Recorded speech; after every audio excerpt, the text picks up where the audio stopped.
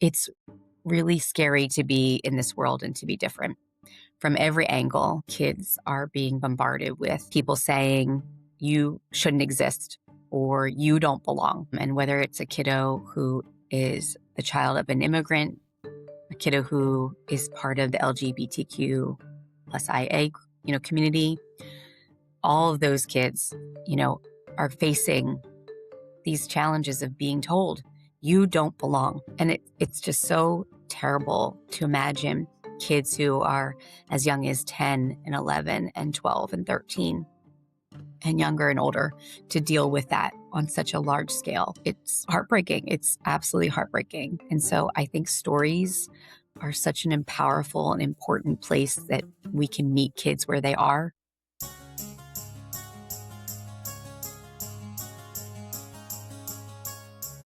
Hi, everyone. I'm your host, Dr. Shafer of Talks with Dr. Shafer. I'm so glad you're here. I'm a physician, mom, coach, musician, author, publisher, and I am passionate about helping others reclaim their stories so they can build their most beautiful future. And today I'm so excited to share with you the thoughts and insights of a brilliant storyteller. Dana Kramaroff is an educator with over 25 years of experience, a fellow of the National Writing Project, and the author of the wonderful The Do More Club, a middle grade novel in verse about a Jewish boy's bravery and kindness when facing the aftermath of an anti-Semitic attack on his middle school. In a time where division and fear often feel inescapable, the realities of the adult world are not only affecting us grown-ups, but also our children. Here to talk about discussing big topics in an age-appropriate way with your middle grader, and to share more about her book, The Do More Club, as well as her next project, The Least Interesting Thing, about body positivity, we welcome our special guest, Dana Kramaroff. Dana, thank you so much for being here today. Thank you for being with me and welcoming me so beautifully. Oh, it's so exciting. I feel like I got to go back to school. I love it. Anyone who's watching the visual, we are literally back in school. And it's not because we're stuck in one of those nightmare loops. I don't know if you have those where you're kind of like back in school and you can't find your classroom. No, we just are in your beautiful classroom. Thank you. What inspired you to become an educator? So from the time I was little, except for a very brief period of time where I wanted to be a lawyer, that was as far as it got, maybe 5 minutes of my life. But I wanted to be a teacher from a very early point. I just remember reading to my stuffed animals and loving to just work with kids. Anyone, even if they were a year younger than me, I still loved them. And when I started going through school, I started paying attention to my teachers. I just remember them crying when they read a great book to us aloud on the last pages. I remember teachers who really made me feel special and cared about. And I had so many great teachers that I just knew I wanted to do that, give that to my future students. And so that was really big influence on me, my own teachers. Are there any teachers in particular you want to call out that really left a lasting impact? And what classes were they? Definitely. So my fourth grade teachers, his name was Mr. Threadgill, and we called him Mr. T. Mr. T was so special in that he was one of the people that when I moved to a new school in fourth grade, he recognized that I was sitting alone and had nobody really to connect with. And he started a student of the week, and I just happened to be the first one, which, I now know why, but he just wanted me to feel like other kids could see in me what he saw in me. And that was really special. In fact, the Mr. G that is in the Do More Club is named for and after Mr. Threadgill. So I wanted to call him Mr. T in the book, but they did not want him to be Mr. T because of, Mr. T, the famous boxer, right? And wrestler and personality. So I see. It's so impactful when we share these stories because it reminds us all of our childhood and of those particular teachers that helped us on our own journeys. And I think it's a great reminder of the impact we can have on someone's life by just simply being kind in the smallest way, in the Yes. smallest way possible, like saying, you know what, I'm going to have you talk, you're going to be student of the week. We're going to talk about you so that people can learn more about you. Left such an Yes. impact. It literally shaped your career. Absolutely. Absolutely. I remember he made Mm. this just like took a cardboard box and he cut out all these things about things that I liked and he hung them from strings from the box. And it was just so simple, but it just made me feel seen. And I just think that's why I write books is so that kids feel seen in the pages. Mm. What inspired you to write the Do More Club?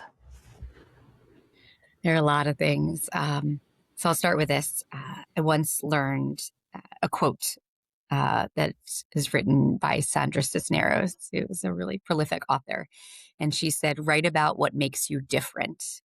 And that really stuck with me because when I really started to think about the ways in which I was different growing up and the things that were hard about my life because of those ways that I was different, that really helped me to kind of fine tune what stories I needed to tell. So for me, being the only Jewish person um, in my school was something that made me different. We had a handful of kids, but in most of the spaces of my life, I was one of few Jewish kids. And where I teach and where I live now, I'm really one of the only Jewish people, and so that really is something that I know a lot of Jewish kids face, being one of the only ones.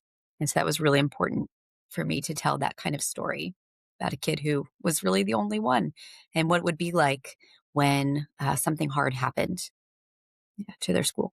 I think it's such a timely conversation, although it's such a unique yet also, you talk about the uniqueness of the position and the story.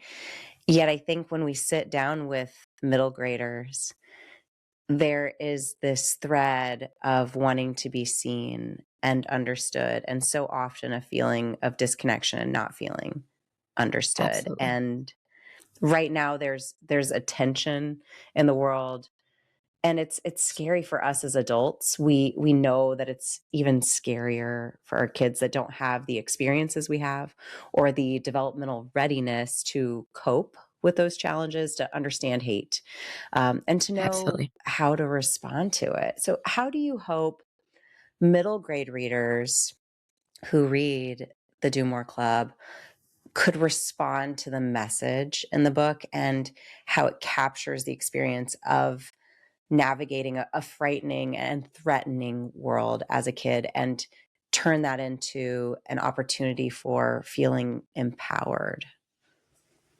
Sure. So, a kid that picks up my book that feels different in any way, I'm hoping that they see themselves in the pages. And I think that's the first part of what I want to mention is that feeling of being alone. Hopefully, when you read stories, you realize that you're less alone than you realize. Um, and it's really scary to be in this world and to be different from every angle. Kids are being bombarded with people saying you shouldn't exist or you don't belong. And whether it's a kiddo who is the child of an immigrant, a kiddo who is part of the LGBTQ plus IA, community, all of those kids, you know, are facing these challenges of being told you don't belong. And it's just so terrible to imagine kids who are as young as 10 and 11 and 12 and 13 and younger and older to deal with that on such a large scale. It's heartbreaking. It's absolutely heartbreaking. And so I think stories are such an powerful and important place that we can meet kids where they are because so many kids, especially middle graders, they don't feel the comfort to be able to talk about those big feelings they're feeling.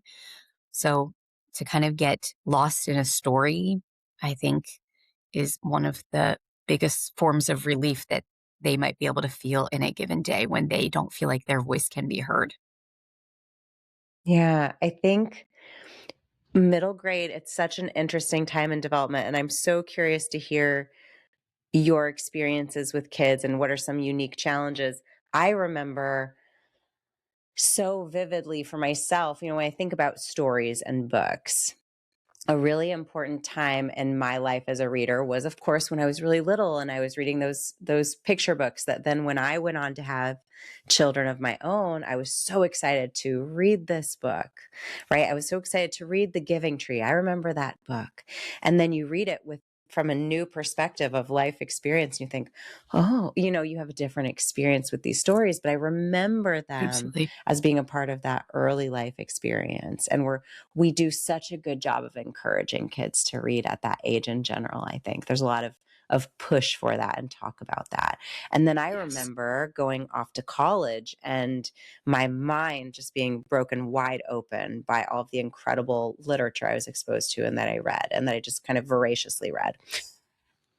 And then I remember kind of the third really important time of reading in my life, middle grade books, because I think hitting in on what you were describing, this kind of feeling of wanting to belong, of wanting to fit in, but also it's this time of life where I think kids are often also discouraged from being themselves in a lot of ways. They're discouraged. They're trying so hard to fit in that they don't put as much weight or importance on just finding the place they belong, the place that allows them to be themselves fully without having to chop off little bits of themselves. And that's my experience with literature. When you think about your book and other books that you shared, I know now you're working with second graders, which is so much fun. I know you were working with fifth and sixth graders previously during your long career as an educator. What are some of the things when kids have these opportunities to read these books, to have discussions about literature, about these stories of other people, whether they're fictitious or historical figures that you're discussing in class? What are some things that they would share with you that would let you know, like, wow, this is so pivotal that they're having access to these stories and these experiences? I think, and this is like coming from the perspective of being a parent, of course, first, but then also being an educator. One of the things that I have always strived to do is put the right book in the right hands, and to put a book in a child's hands in the moment that they need it, because, and that's an art. And so, because I'm a well versed reader myself, and as soon as my oldest was a middle grader, I was reading the books that she was reading. Um, there's there's this instinct, I think, as humans to read books about people that are like us, and I've really tried to push myself to read books about all kinds of people. And by creating a classroom library that represents so many different kinds of people has always been something that I've really strived to do. In Mm. response to your question, I think that one of the most powerful things that can happen once you put the right book into a child's hands is they have a way of opening up to you more than they did previously. So, for example, I had a kid who just was kind of struggling with wanting to like wear like all different bright colors and, all these kinds of like bold moves, and would come into the classroom. This is when I taught fifth grade, and I could tell that she was just a little bit nervous to kind of put herself out there. And there was like a fear in her. I could kind of feel it. Um, and so when she was in my classroom, one of the things that I thought in like this one day, I'm like imagining this moment, I thought, oh, she's got to read Roller Girl by Victoria Jameson. It's such a great book about a character who is just kind of trying to figure out her place in the world. And I called her up to my desk and I said, okay, I have a book for you. I just know you're going to love this book. I love this book. Like I read it. And when I read it, I just like held it to my heart and like just held it there. And I just showed her how passionate I was and how excited I was about that book.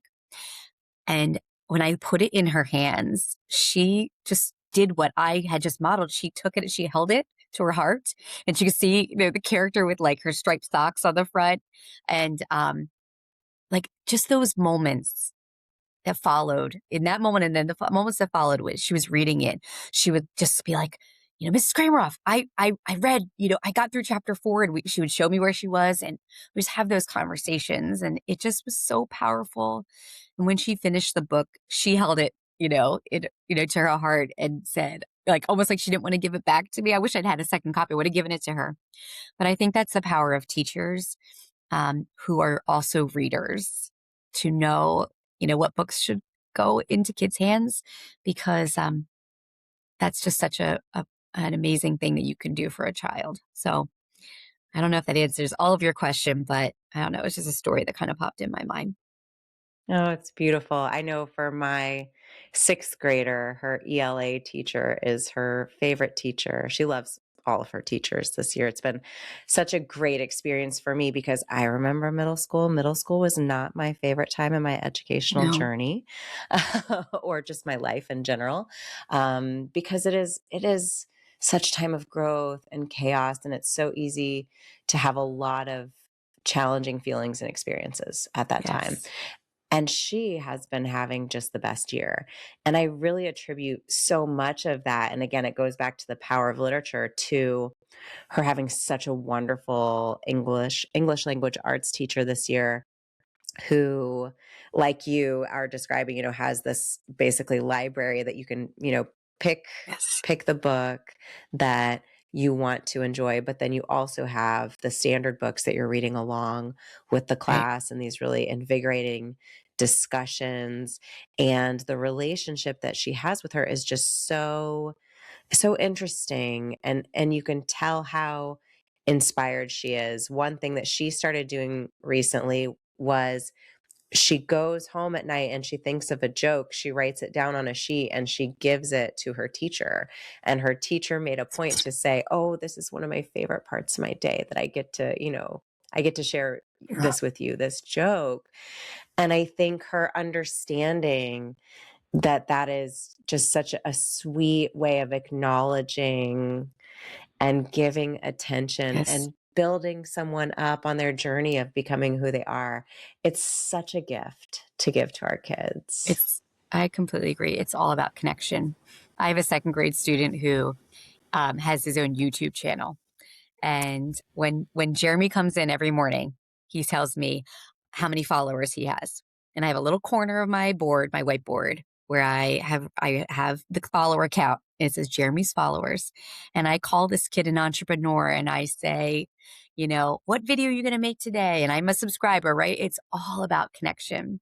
And in the Do More Club, that connection with Josh, my main character's teacher, Mr. G, in the book, is so related to the kind of teacher that I try to be. So I'm so glad your daughter's having a great experience in sixth grade. I have a sixth grader daughter too this year.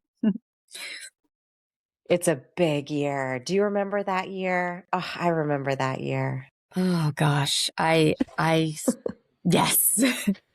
I It was a do. big year. It was. I walked around in a bigger body than my classmates, and I felt like I just wanted to shrink down. And I think no matter what hard things kids are dealing with, sometimes kids are just trying to shrink down. And as much as they want to be seen, they also want to hide. And it's just so hard. And another reason why I write books for kids. So, Mm. yeah, That's so beautiful. It really makes me think. There was I know social media can be really bad, but it also can spread such wonderful positivity and connect so true. people, like people like you and I. And Yes. I recently saw something that I thought was so cool, and it was a mother and her daughter, and the daughter had a really big, beautiful dinner plate, and she had a little container, and she was trying to fit it in, and she was talking about how it was kind of like going to school as a middle grader and trying to fit in these places that just weren't built for you. So she takes this plate and demonstrating what it means to try to fit in. And I just loved this for our kids, Mm, because I think, we use a lot of words. I'm definitely a verbal processor myself. And I think sometimes when we're talking to kids, we forget to kind of test the comprehension level, right? So what did you Yes. take away Hmm. from what I said? And it's very common for when you ask for someone to be repeated back on, tell me what you understand from what we just discussed. It's not the message you thought you were sending. And so I love this Yes. visual of this dinner plate and it's saying when you are trying to fit in and you literally break yourself into pieces and then you say, okay, now I fit, but now you're not you, It's so right? true. You're no Mm. longer you. And then Yep. they showed a really nice big bowl that was just the right size for a dinner plate. And she put the plate in and said, oh my gosh, I fit in. Mm. I don't have to break myself or lose parts of myself That's right. to be in this space. And I think that's such an important thing to be imparting upon kids, especially in a world as we've alluded to with the social media and navigating just middle grade years in general. It's really easy to buy into the ill-informed idea that there's something wrong with you and you need to change in order to be Yes. okay, to be enough. So true. I love Yeah. that plate video. I've seen it, and you're reminding me I need to share it with my 11-year-old because I think she needs to see it. And I don't know, I haven't showed it to her yet. I think we all need to see it. And I think that's why, it's important to have these conversations. A lot of our listeners are mothers or fathers and having these conversations, or their Yes. grandparents, right? They're caregivers. But, also I think a lot of us are healing still parts of ourselves, just like when you and we Yes. reflected back on what it felt like to be in sixth grade. I mean, I think there was an audible tension on the Yes. line. Yes, absolutely. I saw a really neat video the other day. It was of a faucet, okay, with water coming out, and it had a cup of coffee, and it was talking about healing. And so the coffee is like all the water's going in, so it's like dark brown, like the color of coffee with no cream, and like it's the whole message is about how healing takes time. And so the water keeps on pouring in and the water spilling out. And slowly you see this color of the coffee changing from dark brown to like medium brown to light brown to like murky brown and almost clear. And then it's almost clear more. Then it's finally all clear. And it's just such an important message. Like we gather so much hurt in our lives, especially in our middle grade years, that we hold on to for a really long time. And it takes a long time for healing to happen. And sometimes books are the healers. People can be the healers. Ourself can be the healer, but I think books are the healers too. So They absolutely are. And it makes me think about so when we talked about the times in our lives when we really have a tangible memory of the books that we read. And I think yes, when you look at the studies and when I then reflected on my own life, it's true, early life, middle grade, and then so many people yes, fall off. And so when you're talking about how important books are for identity, for learning, for growth, for healing, but then we know that right during and right after this really important developmental stage in our lives, there's a big drop off in literacy, yes, access to books, reading. What are your insights on that as an educator, and what are maybe some tips that if we have children in our lives that we can incorporate into our lives so that we can try to make sure that they continue to have the ability to learn from books, even as like the travel soccer teams happening and the show choir and the all these yes, things are happening as yes, their lives get busier. How can we encourage them so that they continue to learn from this incredible body of knowledge that we all have access to with books? absolutely. I think the best tip that I can give, and I will shout this from the mountaintops. Um, if your kids only want to read graphic novels, please, please, please, please, please embrace that. Please say, yes, amazing. I will help you check out graphic novels. I will help you get graphic novels in your hand. Please don't tell them that they are not real books. Please do not force other books into their hands if all they love is graphic novels, because if they love books at the age of 11 and 12, that love, I believe, will still continue. But if they are told to only read the books that you think they should read, like books that are in prose, I promise you they will stop loving books. So that is my biggest advice. I'll be in a bookstore and I'll listen to a parent talking to their child about picking a book, and the parents want the kids to read the books that they read when they were kids. So just you yourself read the books alongside your child, branch out and read books that were not from your childhood. Try to pick books that are brand new or newer and see what's out there, because there's, as you said, Schaefer, just there's so many beautiful stories just waiting to be read. Um, and that's just my own personal take, is just let them read. I love that. I And love that read with them, and it makes me think, like, what about if we just, like, had a book club, right? What if we yes, had a book club with our kids and, maybe didn't worry so much about reading the books that all of our friends are reading for a year, but yes, make sure that we're reading the books that our kids are reading? Because honestly, I think children's literature, I think as an author and publisher, when I get to go around the country and meet other authors and like speak on panels and meet all these amazing people and actually hear what went into writing their books, right, what inspired them, all of the not just thought, but the education that goes into it and what they're trying to yes, instill and teach into like pretty small real estate often. And then when you read these books and you realize, oh my goodness, that's incredible what you've distilled down and made accessible. That's yes, such a special art to be able to do that, and such a gift. And so if you're short on time or you have difficulty with an attention span because maybe again you've got kids or you're tired or whatever the season of life is, why not read a children's book and take away from that? Like, you don't absolutely. have to read one of these giant books behind me on self-help. Sometimes Right. a kid's book can give you the self-help boost you need for that day. It's so true. And as an adult, I read middle grade and YA all the time, and they're just written so beautifully. And I think books shouldn't have age and grade limits. Some of them shouldn't. Mhm. There's some maybe that are for Mm. more mature topics, but um, I for sure think that all adults should read middle grade and YA too. For sure. That's why when we sell our books, we say 0 to 99, right? This is not a Yes, children's book, it's a yes, people book. It's just that's really right. fun, and it has pictures, but it's just a person book. That's right.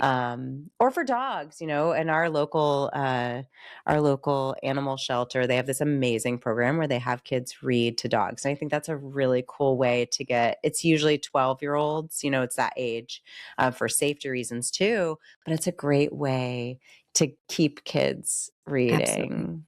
Oh, I Having sign that me up. reason. Yeah, I I want to read know, with the dogs. right?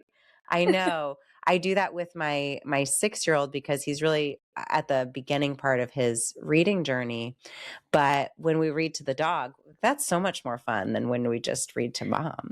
Of course. Or reading to your stuffed animal. All the things. So many different opportunities through reading, and something It's the else I truth. wanted to focus on when you said read what your kids are reading, right? Read newer books. Books have changed, topics have changed. I was reading, and I feel horrible. I did not memorize the name of the book. I was reading my son's class, they send home new books every single day with kids. They send one book that the child can read, and they send one book that the parent is to read to the child. And if Yep. you send it back every day, you'll get a new set the next day. And so we do that every day. And the book for the parent to read or the caregiver to read to the child was really fascinating to me because it had an autistic child that is never Mm. discussed as having autism.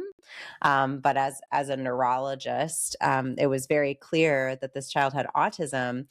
And the thing about books, and I think it goes back to why it's so important for especially middle graders to have access to books and to read these stories, is we don't necessarily let our kids have the full breadth of emotions, right? When they're Absolutely. rude or short or mean, we say that was rude or that was short or that was mean, instead of kind of letting them experience the human experience fully and from their neurocognitive developmental place that they're at, right?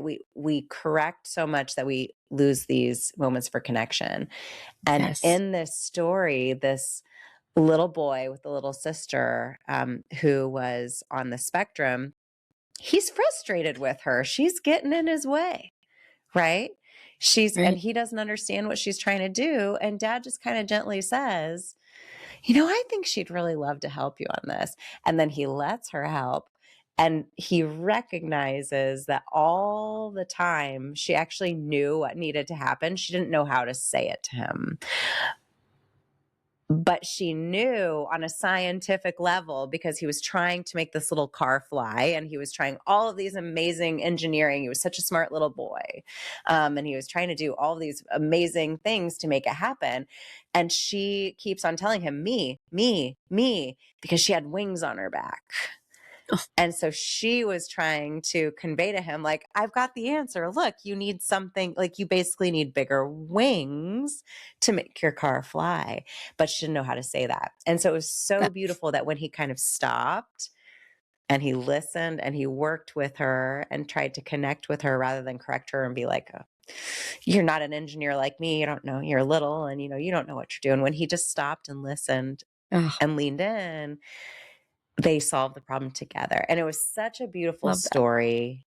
And it also was an opportunity for my son to think about other people in his world and say, oh, that reminds me of this person. And then he can think the next time they are having Yes. trouble communicating with him, how can I take a pause and think? Because I remember this little sister, she actually had a good idea. Maybe this person will have a good idea, right? And just open their eyes to new things. But I love it.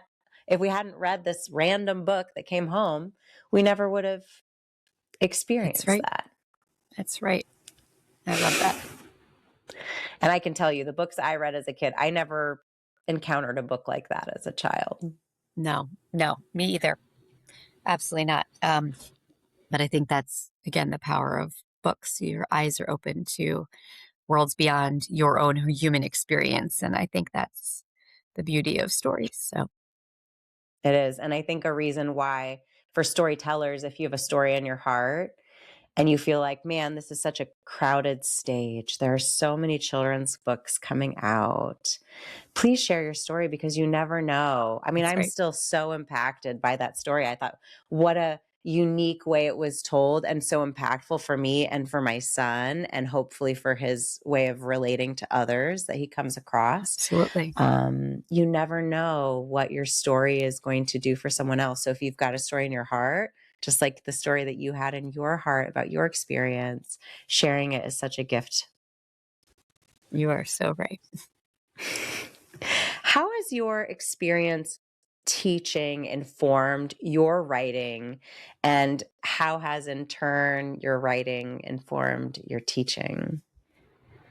Great question. So I think that as a teacher, I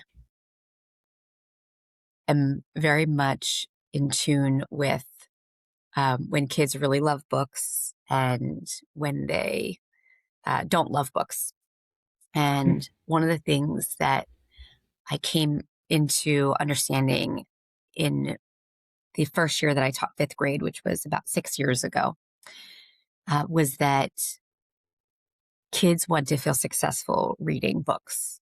And it's a huge reason why I wanted to write a novel in verse. So I was reading a ton of novels in verse and I was like, oh my gosh, this book is so good. There's so much emotion packed into the page. And I was getting through these novels in verse so quickly. And I was like, oh my gosh, I feel like such a successful reader because I was like kind of blasting through them one after another. And all that white space on the page made them go pretty fast. And so, knowing how aware kids are of their own success as readers, and knowing kids, so many kids who have said, I can't finish a book.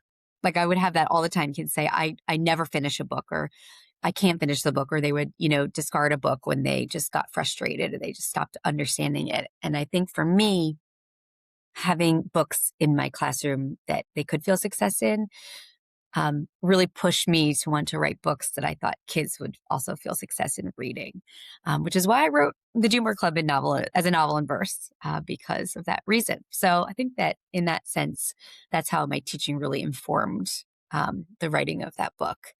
And then for me, writing for kids, I'm constantly reminded of how small these humans really are, whether they're 11 or 16 or 7, like the ones in my classroom.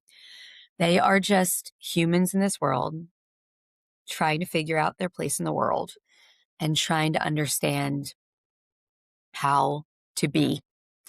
And so that really informs my teaching because I try to come at my students and their families with this idea that we're all just trying to figure out our own way in the world, and being a human is hard.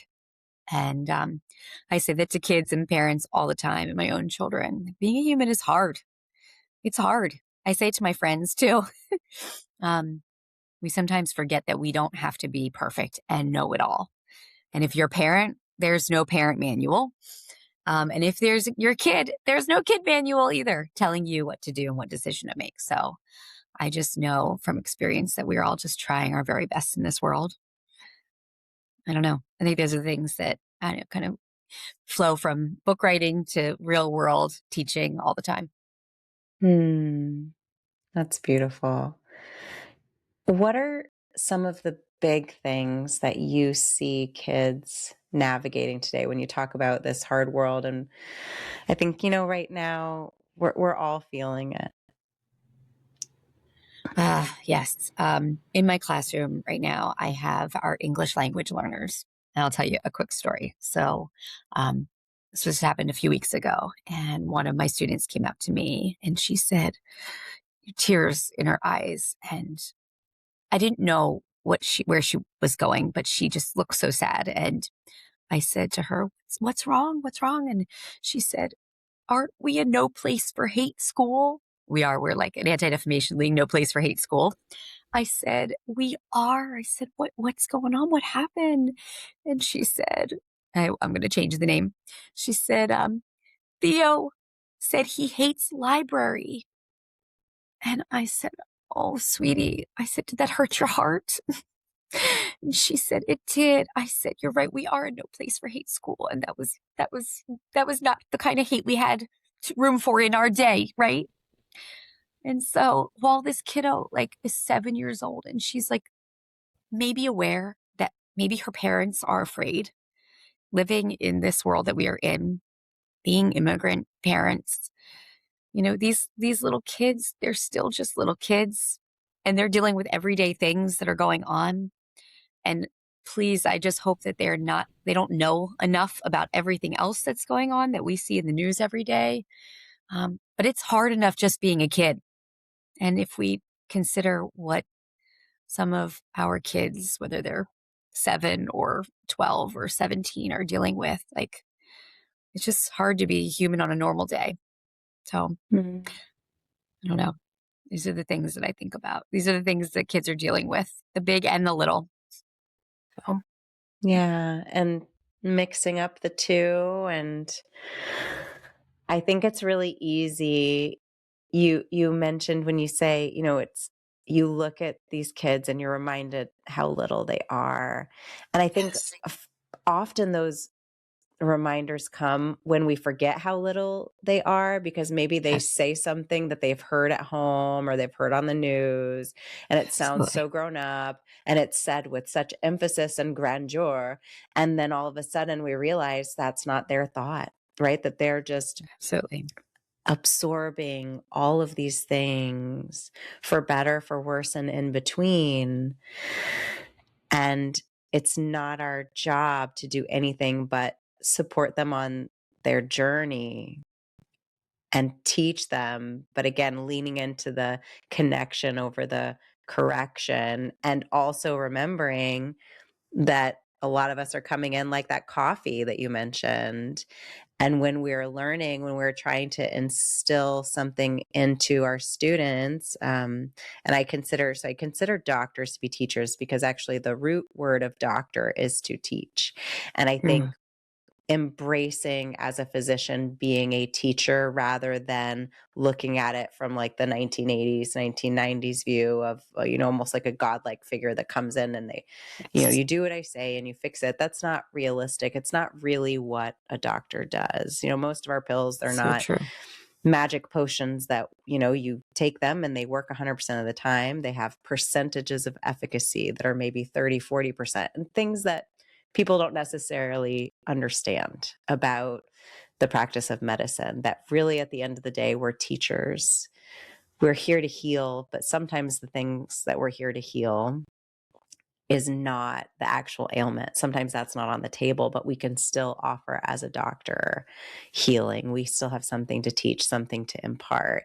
And it makes me think of that cup that you described that comes in full of, it's dark from coffee. And if we want to Yes, make a positive effect, we have to understand that that's going to be gradual, and we have to absolutely. work with grace and work with care and hold one another carefully as we're trying to help one another, and have that patience that truly is embodied by someone like yourself and our teachers who are working with young children every day, seeing them as the little humans they are and helping support Yes, them on their educational journey. absolutely. Are there hints you would share with parents, all of that being considered, and families, to help us show up for our kids as they are learning how to navigate life, understanding that they're little, but as a teacher, you have this knowledge you've gained from being with them all day long, every day, that, you can take a different perspective. You can maybe try this and see how it works at home if what you're doing isn't really getting you where you want to go.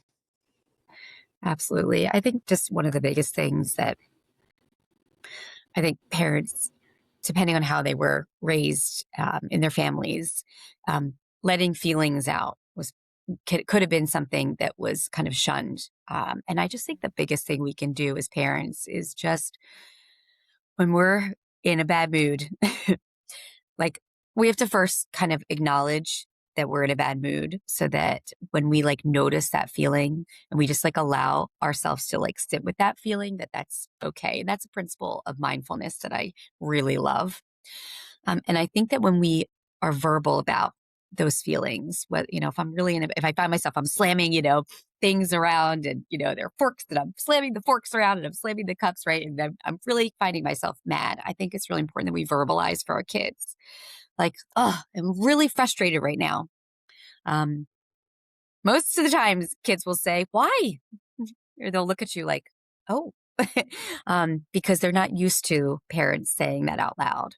Um, but I think it gives kids permission that if my parent or guardian, right, caretaker can acknowledge that they're not feeling like even keel or like in like a normal state of being, that it's okay to say, I'm really sad right now, or I'm really frustrated right now, or I'm really cranky.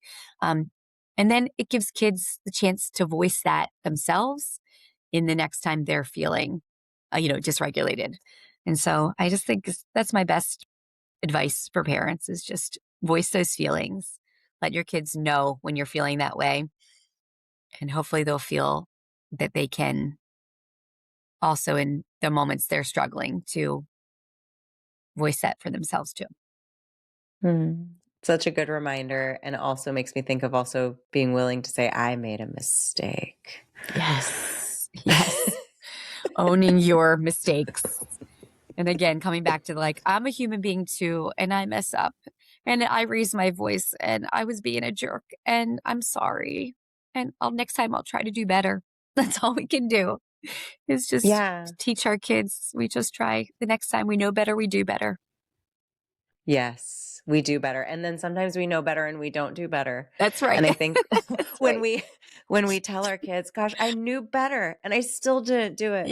But Yes. I'm going to try again next time, like you said, when we verbalize that. There's so much power in that, because if we were perfect all the time, can you imagine the pressure that would be on our My children? gosh. Terrible. We we beat ourselves up for being imperfect, but now imagine the opposite. If you were just absolutely perfect, the amount of stress.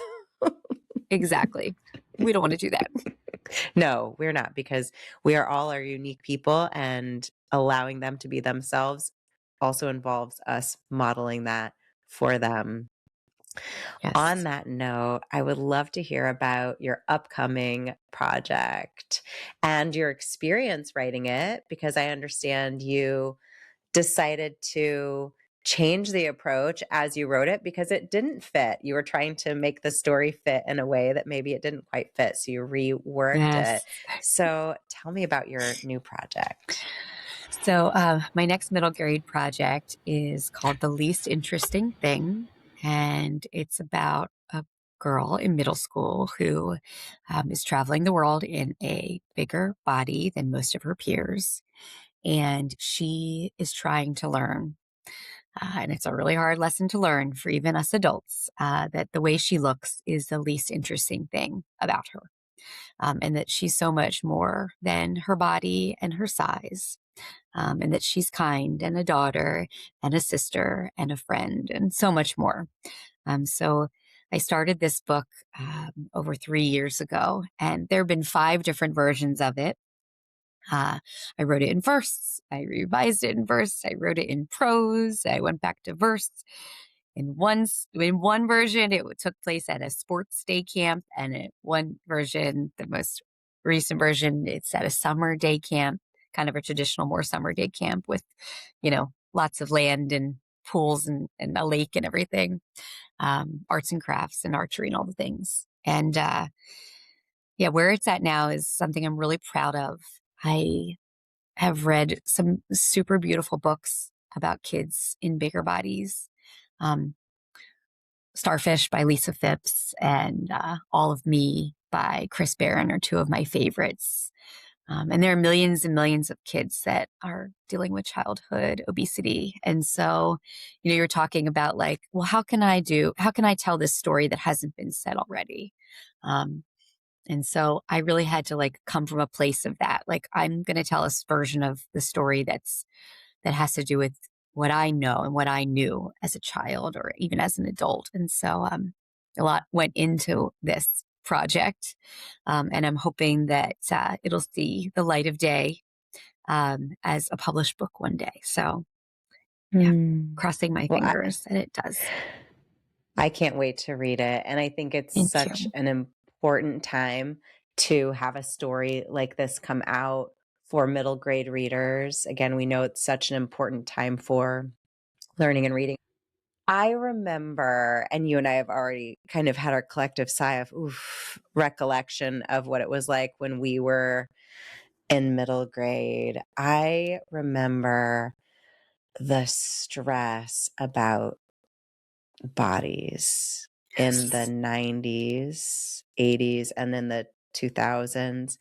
It was immense. And Mm, the collective image of what a body looks like, and I say looks like because when you see a pattern, right, and you see it over and over and over again, you say, okay, that's apparently what a body looks like. And there wasn't yes, much deviation from the mean, and the mean was not the actual mean or average of what a human body looks that's like. right. It was moved very far towards a very low BMI, a very low body mass index.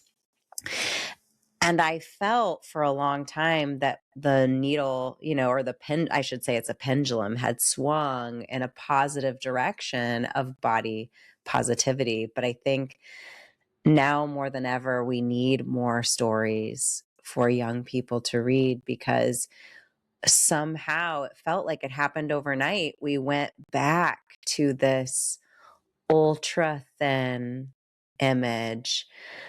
And also, from a physician, my concern of it being really packaged as health. and Mhm. promoted as health.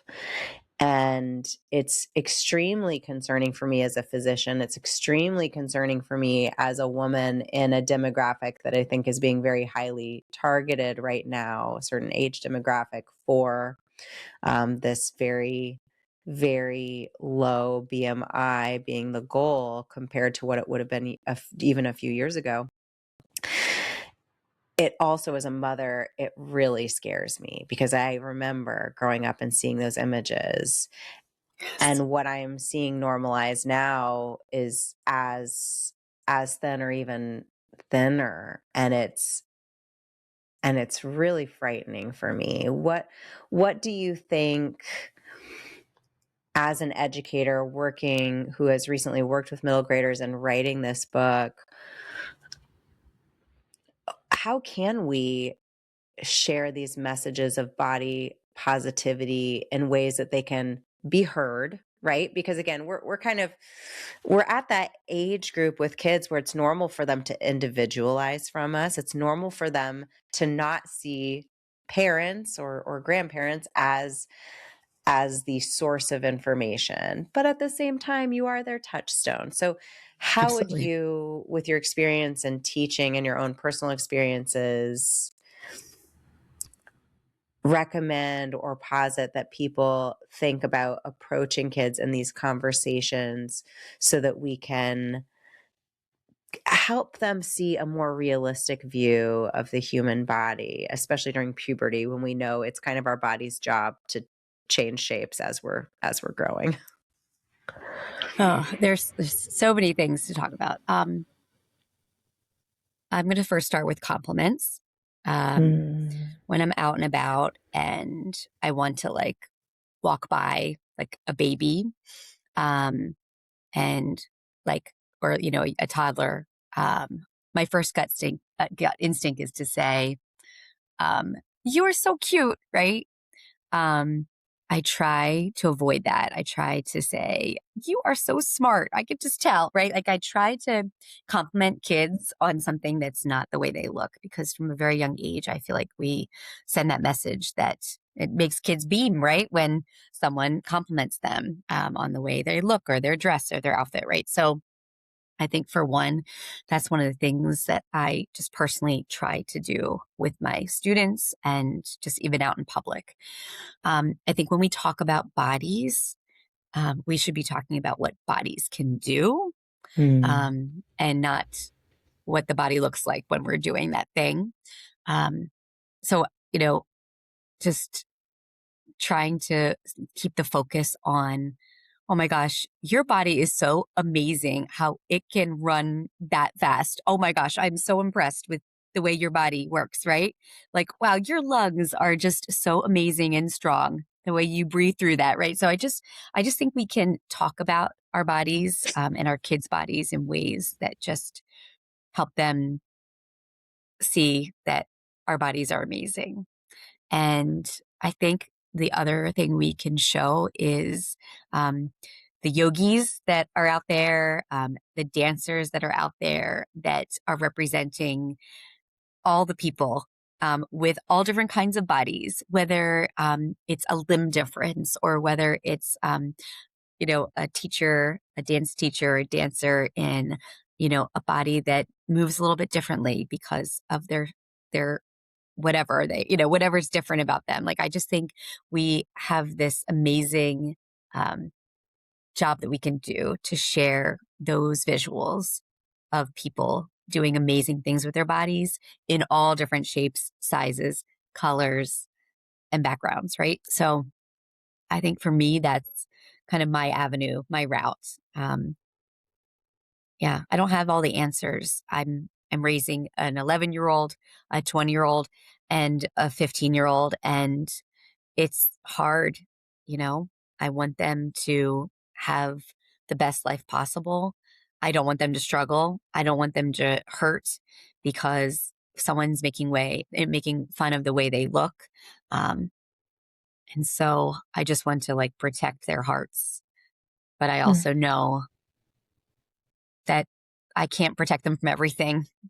And what's in the media right now, My youngest, she loved the Wicked movies, and she's Mm. seeing very new videos and images of Ariana Grande looking like the way she does now, and I worry about that. But you raised like such an interesting point in the 80s and 90s, when we were growing up, like, the magazines, like that's what we looked at to know how you were supposed to look. And that was like our litmus test. So you're right, like the pendulum has swung really far into good body positivity, but it always comes back, and we just have to kind of go with the flow and trying our best to meet our kids where they're at. Yeah, and I think understand that the modeling matters so much more Yes. is caught than taught, and so, we can give our kids amazing books and have them watch inclusive movies and things like that. Absolutely. But if we are obsessing over calories and we're verbalizing that and we're restricting and Yes. we're not having the conversation about, and it's okay, we all can be at different parts of our journeys where we maybe would like to work on strength training for our bone health, right? But we can Right. talk about it that way. We can say, gosh, you Yes. know what? When you're 40, you got to start worrying about your bone health. And so, you know, when you see mom lifting weights, I want you to know it's because mom wants to have really strong That's bones right. because mom That's wants to be right. healthy, right? We can frame it in ways that are very body positive when we're talking too much about, calorie restriction and things like that, or making comments on body size because it's a reflection of our feelings about ourselves, not our kids. Yes. It's really easy to forget that that behavior can be caught. And a good reminder to us as humans to have grace for ourselves and think, would I talk to my little one that way? No. Well, I Right. better not talk to myself that way. That's so true. I even see it like with um sometimes teachers or parents, like, someone offers them a dessert and there's that first thing to say, no, no, I'm watching my weight. Like, why are we saying that out loud? Just say no, thank you. Just say no, thank you. I'm Yeah. full right now. Thank you. Like, I just think we send such subtle messages so easily that can be so damaging. Yeah. And I'm and you said listening something. to my Oh, God. body. Yeah. Yes, yes, exactly. You said something also that was really, reminded me.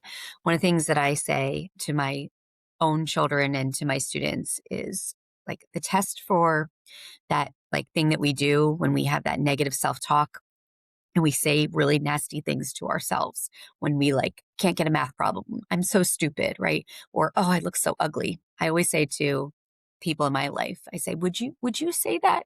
Who's your best friend? And for me, it would be Becca.